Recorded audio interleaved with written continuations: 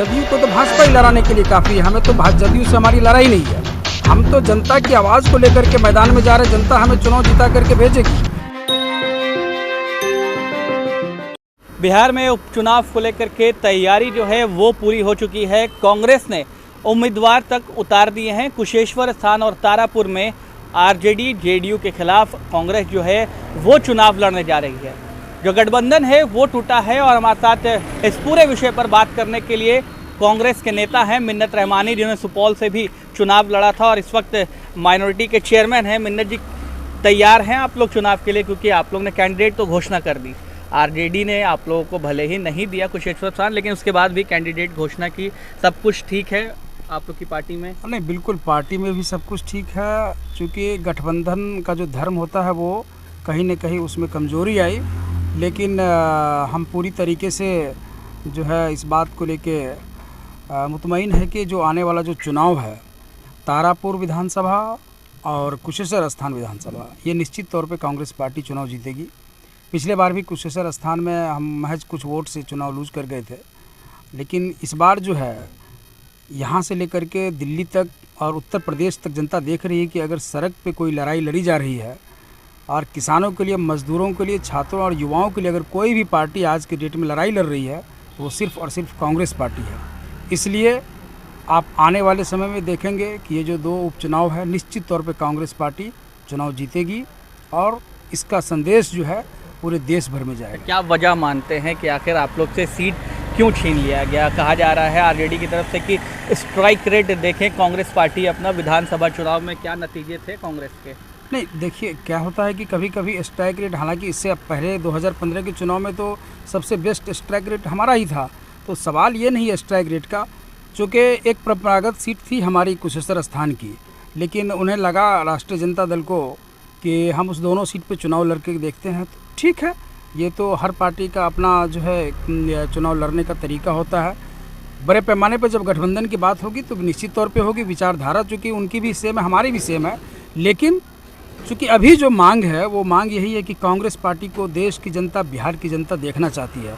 बड़े बदलाव पूरे देश के अंदर और बिहार के अंदर जो है आज त्राहिमाम है लोग बिहार के अंदर में। आप देख लीजिए माननीय मुख्यमंत्री जी के क्षेत्र में भी आज बाढ़ का पानी किस तरीके से शहरों से लेकर गांव तक पड़ा हुआ है। तो बेरोज़गारी चरम पर है बिहार के अंदर में, लोग नौकरी नहीं मिल पा रही है लोगों को। सरकार ने जो शिक्षकों की बहाली के लिए जो बातें कही थी वो धरी की धरी रह गई। पिछले 15 वर्षों के दौरान जो है इस सरकार में बहाली तो हुई ही नहीं और लोग बेरोज़गार होते चले गए।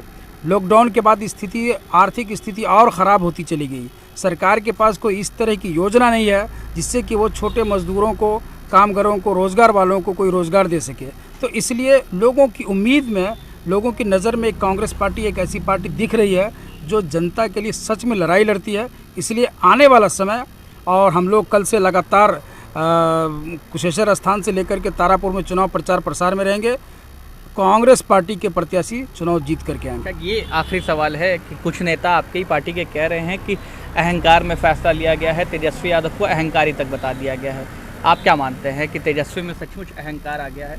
नहीं, मुझे तो ऐसा नहीं लगता है कि कोई अहंकार की बात है, क्योंकि उनका फैसला है कि उनकी पार्टी दोनों सीट पे चुनाव लड़ेगी।